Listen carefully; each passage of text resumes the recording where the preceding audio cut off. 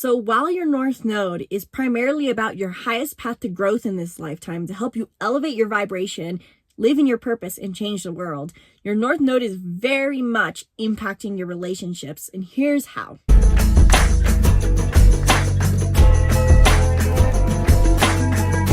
Welcome back to the channel. I'm Isabelle, your spiritual rebel friend, and today I want to talk about your North Node and relationships, because everything in your chart, while separated, is connected. And so your North Node is primarily about your purpose in the sense of what you're here to do in this lifetime and what is most uncomfortable for you to step into to elevate your conscious vibration. But it also very much impacts your relationships, especially if you have a North or South Node in your 7th house. So today I wanted to talk about that more and dive into how your North Node could be impacting your relationships and how to use your North Node to your benefit in your relationships. Whether you're single or in a relationship or dating, this applies to you because your North Node affects all of these. So let's first dive into really quick one more recap on what is the North Node. The North Node is an aspect or a point in your chart that represents our highest path to growth. It is always opposing the South Node. The North and South Node go hand in hand. They're always on an opposing axis. If you have a North Node in Aries, your South Node is in Libra. If it's in your 11th house, the South Node will be in your 5th house.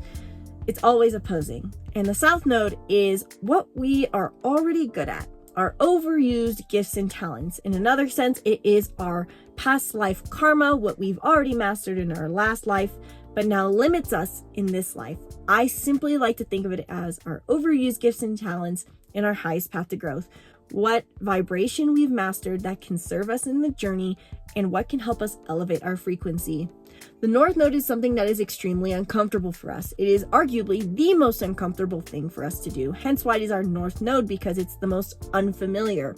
Whatever sign and house it's in is what you need to embrace in what area of life. For me, I'm a North Node in Taurus, which means the most uncomfortable thing for me to do, the hardest thing for me to do, the most unfamiliar thing for me to do is to be grounded, stable, and own my self-worth consistently, to persist, to be stubborn, but specifically to embody those traits in the area of life, which is my romance and my play and my creative expression. I tend to be an emotional roller coaster when it comes to my creative expression with my sense of self. My self-worth is definitely something that goes up and down depending on how much I do, because I am apparently a human doing that is directly more worthy based on the amount of things I achieve. So for me, the hardest thing for me to do is in my creative life, in my romantic life, in my dating life, to own my sense of self-worth and be grounded in my sense of self. And this is accentuated because Venus is here. But so that's for me a very clear, direct correlation to my relationships, but not necessarily the exact same way for everyone. But given the fact that the North Node is our highest path to growth, it is what elevates our frequency overall. By unlocking this energy, we unlock this vital energy that can play out in our entire life, in every area of our life. Our North Node very much affects our relationships.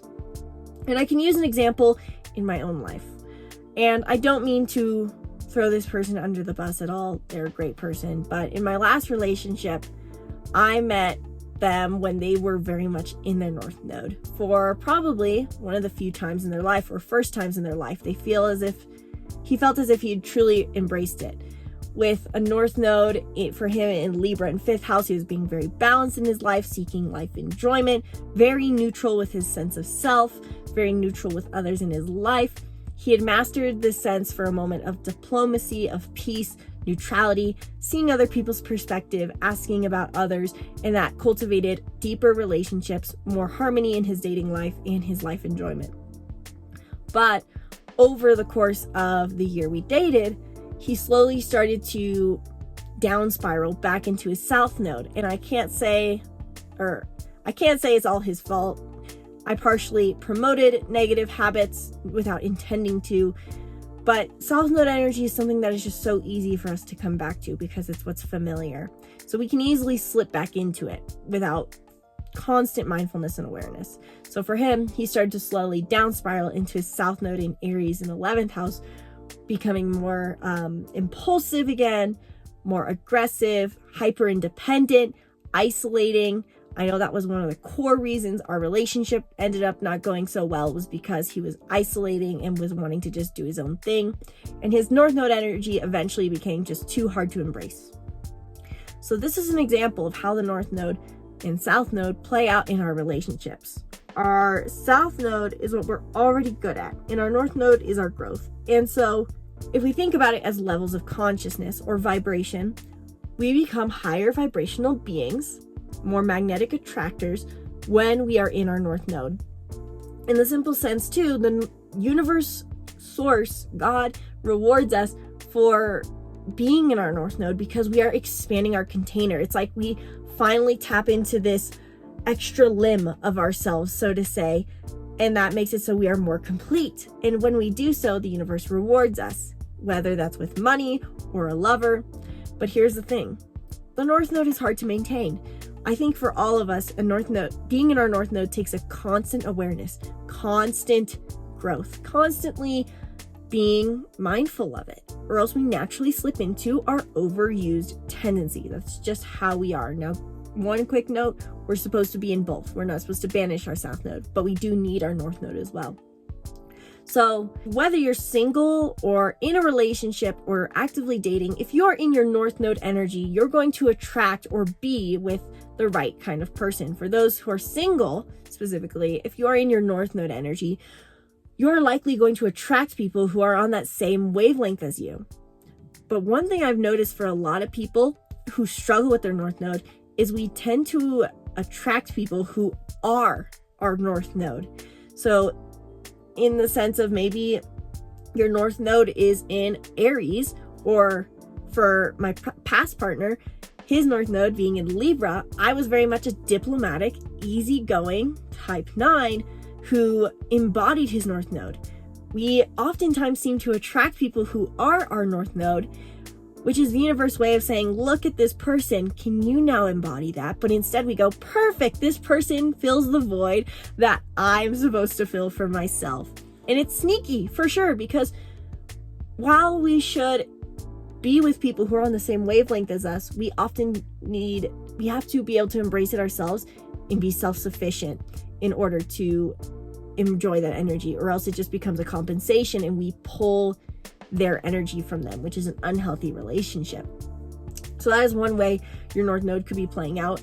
Look at your North Node and ask yourself, what are my previous dating experiences? What are my current dating experiences? Is this person compensating for my own North Node? Am I asking them to provide my North Node for me unconsciously on an energetic level? On another note, your North Node could play out if you're currently in a relationship, in the sense of maybe you met someone when you're in your South Node, and now you're stepping into your North Node. Now the relationship is becoming tense because they no longer serve that desire that you initially had. As you step into your North Node, we naturally become more self-sufficient human beings. And this is definitely accentuated if you have an Earth sign North Node, such as Capricorn, Virgo, or Taurus, because your journey is about self-sufficiency. But if you're in your South Node and you're wanting someone to fulfill that energy, basically going, let me be in my comfort zone, and you start to grow out of your comfort zone, that person's going to be on a lower vibrational wavelength than you are now, because the South Node and North Node are opposite energies that we are learning to alchemize and find a balance between. And now I'm not saying necessarily that if you met someone with your South Node energy present and now you're trying to step into your North Node, that your relationship has to end. I'm just saying that there could be a reason for your relationship turmoil, which is you are growing. Simple as that. You're elevating your consciousness, and this person might not be ready to follow, which then probably requires them to step into their own North Node as well. So then you guys are both elevating your frequency. So that's another way that your North Node could be playing out in your relationships. And being able to simply look at your North Node and identify what that implies for your growth can help you in dating and in relationships. I know it's in a way helped me with reframing my mentality as I'm staying happily single right now. in the idea of, okay, my North Node implies that I'm going to become more like this. In a way, I really do want to be self-sufficient in a relationship. While I want someone to be capable, I need to be able to provide for myself. I need to be proud of myself. I need to be able to have a lot of my own free time.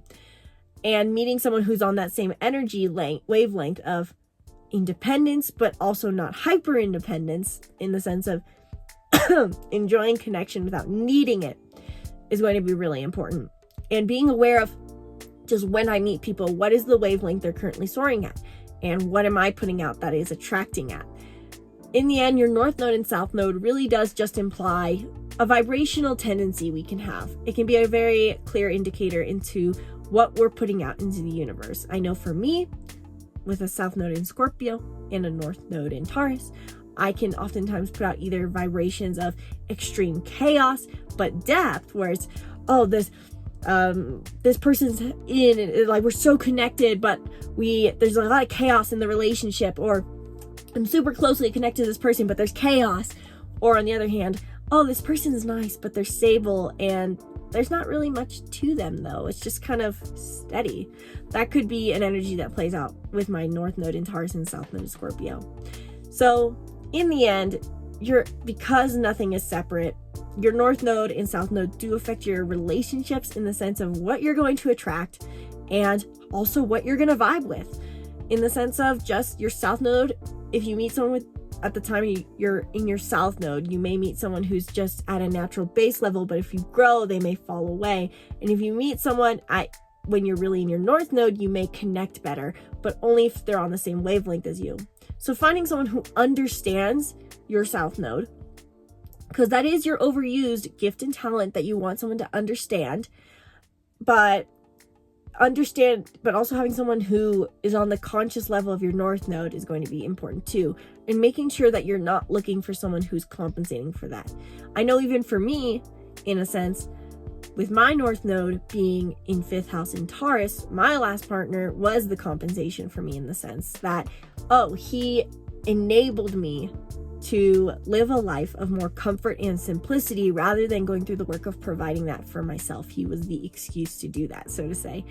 And that's not to say, again, that this relationship was awful. It was great, but it was just something I could recognize, that I was literally outsourcing to my South Node of self and not being in my North Node of self-sufficiency by having someone else provide it for me. So this is accentuated too if you have your North Node in your 7th house, or North or South Node in 7th house, because this is the house of one-on-one relationships. You may find that it's harder for you to navigate relationships in the sense of how vested am I, how independent am I, based off of that. If you have a North Node in 7th house, you probably feel as if it's really hard for you to be connected in your one-on-one relationships because you feel so out of your comfort zone. But at the same time, you know it's very healthy for you. If you have a South Node in 7th house, it's probably hard for you to cultivate a sense of high vibration relationships.